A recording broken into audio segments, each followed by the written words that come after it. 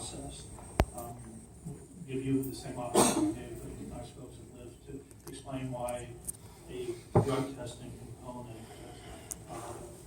is not of any use. It baffles me as to why that wouldn't be an important component of any investigation to an allegation that a driver may have been under the influence at the time. I would assume that, as a business owner, I would assume that you would want to find that out basically for two reasons: one, protection of the public and the passengers, but also protection of the driver. And that seems to me to be the only definitive way at the moment to determine whether or not that complaint was valid or invalid. So why that type of drug testing isn't, you seem to have issues with that also.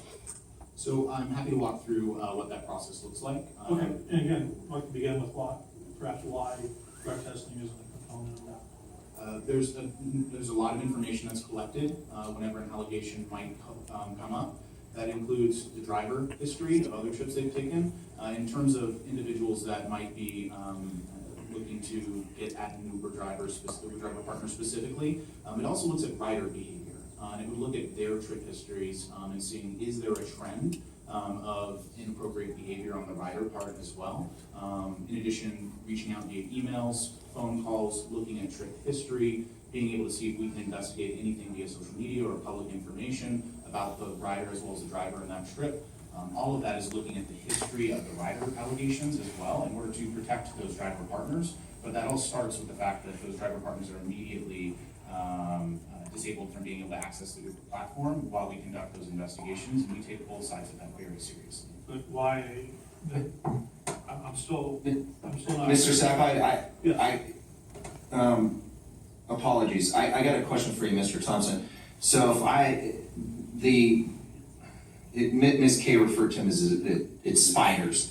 There's a term of art, whatever it is, influence, drugs. It can be random terms of art that immediately the program picks up.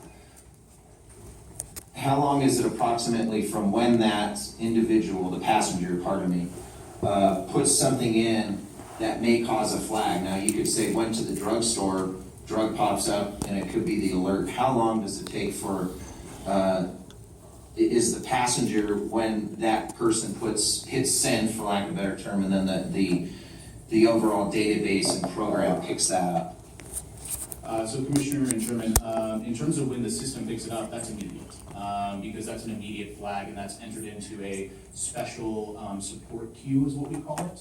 But essentially a team that understands and has gone through training of how to handle these types of issues, our incident response team, they would then be able to get that within a matter of minutes. And as I said before, I'm working with the Phoenix team. It helps being in person sometimes when I'm not in Nevada and Phoenix, to be able to set that up so that we have a real-time queue that we're able to support specifically the Nevada tickets that come in there.